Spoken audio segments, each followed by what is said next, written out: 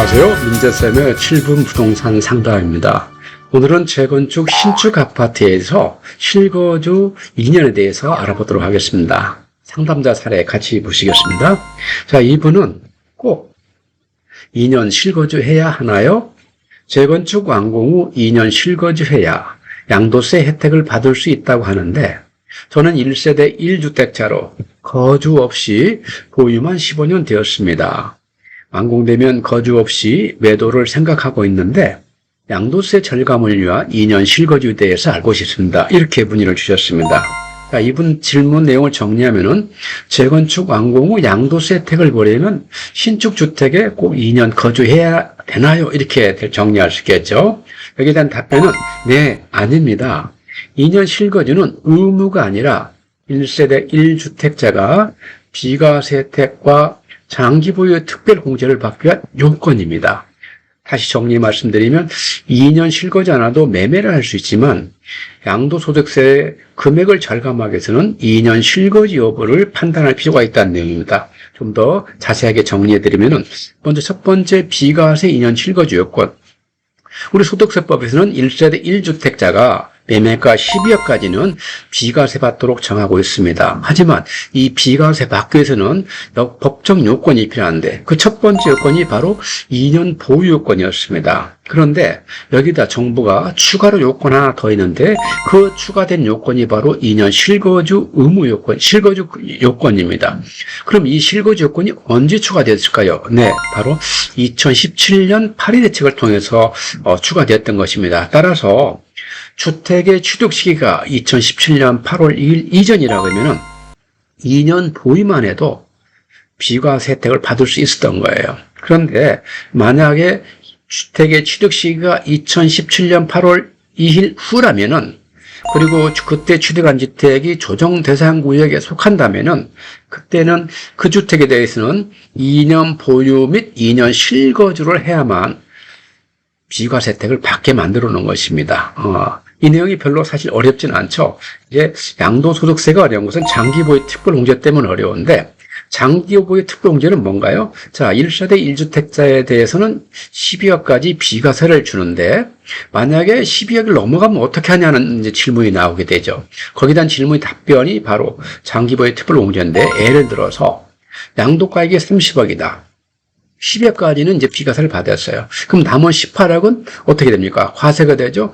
근데 과세가 된데도 불구하고 이 여기에 대해서 장기 보유 특별 공제를 인정함으로써 소득, 세액을 낮춰주는 효과를 주는 것이 바로 소득세법 내용입니다. 좀 더 자세히 알아보면은, 먼저 장기 보유 특별 공제는 기본 조건이 보유 기간이 3년 이상이 된다는 내용입니다. 그래서 보유가 3년 이상이 된 주택에 대해서 만약에 거주 기간이 2년 미만이라 그러면 그 보유 기간에서 1년에 2%씩 최장 15년, 최고 30%까지 장기 보유 특별 공제의 혜택을 준다는 내용입니다. 우리가 이런 것을 표 1이라고 합니다. 반면에 보유 기간이 3년 이상이면서 거주 기간도 2년 이상이다 하는 경우에는 우리가 보유와 거주를 분할해서, 보유는 보유 기간에 대해서 1년에 대해서 4%씩, 최장 10년, 최고 40%, 거주 기간도 거주 기간 1년에 대해서 연 4%씩, 최장 10년, 최고 40%. 그래서 우리가 만약에 어떤 분이 보유도 10년, 거주도 10년 했다 그러면 양도소득 공제율이 80%에 달하게 됩니다. 굉장히 큰 세금 절세 혜택이 있게 되는 것이죠. 우리가 이런 경우를 표 2라고 하고 있습니다. 그러나 장기보유 특별공제가 여기서 끝나면 그렇게 어렵지 않을 텐데, 재건축에 가서는 또 다른 요건이 추가되는 겁니다. 즉, 재건축에 가서는 우리가 양도 차익을 계산하면서 크게 두 부분으로 나눕니다. 첫 번째 부분이 바로 기존 주택에 관련된 부분입니다. 취득부터 양도시까지 끌고 가면서 발생한 양도 차익을 기존 주택 부분이라고 그러고, 관리처분이 발생한 청산금 부분에 대해서 취득 양도까지 갔을 때 발생한 양도 차익을 청산금 부분이라고 나눠 놓습니다. 이렇게 두 부분으로 나눈 이유는 각 부분마다 우리가 보유기간이나 거주기간을 계산하는 방법이 다르기 때문에 그런 것이죠. 좀 자세히 알아보도록 하겠습니다. 여기서도 우리가 표 1과 표 2에 대한 내용은 꼭 알고 계셔야 됩니다.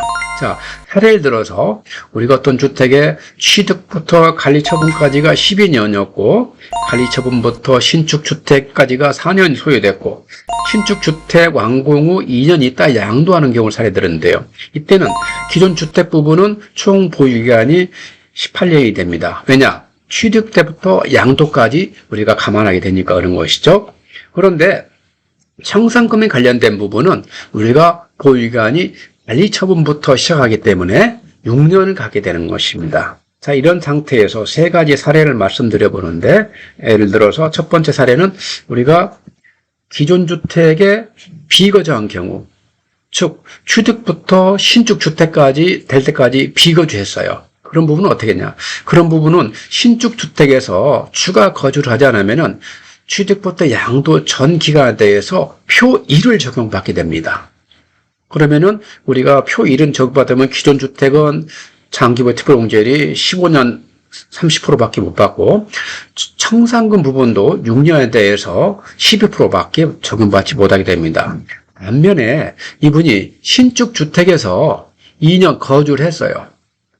그러면 어떻게 되나요? 그러면 기존 주택에 대해서도 우리가 표 2를 적용받고 청산금에 대해서도 표 2를 적용받게 됩니다.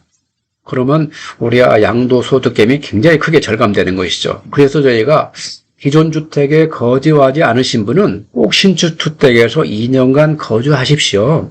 그래야 양도세 절감 효과를 극대화시킬 수 있습니다. 이렇게 안내를 드린 것이죠. 두 번째 사례를 들어서 이분은 기존 주택에서 충분히 거주를 하셨어요. 여기서 12년 동안 보유한 동안 거주했으면 10년 이상 하셨어요. 그래서 기존 주택 부분에 해당은 이제 거주 요건을 다 충족했기 때문에 이분이 궁금한 사항은 과연 내가 신축 주택에 가서 거주를 할 필요가 있을까 하는 내용입니다. 예를 들어서 기존 주택은 이미 표 2를 다 적용받는 거죠. 그 청산금 부분은 어떻게 되냐? 청산금 부분은 이 신축 주택의 거주 여부에 따라서 이렇게 표 1이냐 표 2냐가 결정됩니다. 이 청산금 부분에서 거주를 하지 않았다. 그럼 청산금은 표 1이 되는 것이죠. 반면에 여기서도 거주했다 하면은 이제 표 2가 되는 것이고요. 그래서 이런 분들께서 결정하실 때 들어간 요소는 가장 큰 건 청산금입니다. 청산금이 높으면은 신축주택에 거주도 고려하실 필요가 있습니다. 그러나 이 청산금이 크지 않다 그러면은 굳이 신축주택에 거주할 필요 없는 것이죠. 네. 세 번째 경우에는 이 승계조합원의 경우에 대해서 말씀드리겠습니다. 승계조합원은 우리가 법적으로 관리처분 이후에 조합원 입주권을 구입한 분을 말합니다. 예를 들어서 관리처분 후 2년 있다가 이분이 조합원 입주권 구입했다 그러면은 이분은 투자 시점부터 양도까지는 사실은 4년이 소요된 것입니다. 그럼에도 불구하고 법적으로는 승계조합원의 주택 보유 및 거주기한 기산은 신축 주택부터 시작한다는 것입니다. 굉장히 중요한 포인트죠. 그래서 실제 실무에서 여러 가지 불상사가 나는 경우가 왕왕 있는데 대표적인 게 바로 승계조합원의 케이스입니다. 자기가 관리처분 실시된 2년 후에 주택을 샀기 때문에 입주권을 샀기 때문에 그때부터 보유된 걸로 계산해서 양도까지 계산해서 양도했다가 양도소득세뿐만 아니라 가산세까지 받는 경우가 왕왕했습니다. 승계조합원의 경우는 거주와 보유기간 기산점이 신축 주택부터 한다는 것을 꼭 염두에 두시기 바라겠습니다. 오늘은 이렇게 재건축 아파트의 신축 거주 여부에 대해서 말씀드렸는데 결국 신축 아파트 양도세 절세 전략을 결론적으로 말씀드리면 첫 번째 최소 2년간 거주 후 양도하는 것이 좋다 이렇게 말씀드리고 두 번째 보유 및 거주 기간은 기술적 좋은데 또 10년 넘으면 필요 없다는 얘기입니다. 세 번째 만약에 잔금 시 잔금이 부족할 경우에는 매도하지 마시고 전월수를 통해서 임대 운용한 후에 자금을 준비하셔서 꼭 2년 거주하셨다가 양도하시라고 말씀드리고 있습니다. 마지막으로 팁을 하나 드린다 그러면 청산금이 만약에 크다면은 거주기한을 늘리는 걸 꼭 적극적으로 검토할 필요가 있다고 말씀드리겠습니다. 오늘은 재건축 신축 아파트의 2년 실거주에 대해서 말씀드렸습니다. 시청해 주셔서 감사드립니다. 부동산과 세금에 대해서 궁금한 사항이 있으면 언제든지 연락 주시기 바랍니다. 또 세금은 어렵고도 중요한 문제이기 때문에 꼭 전문 세무사를 통해서 마지막 검증을 받으시길 부탁드리겠습니다. 구독과 좋아요 잊지 마세요. 감사합니다.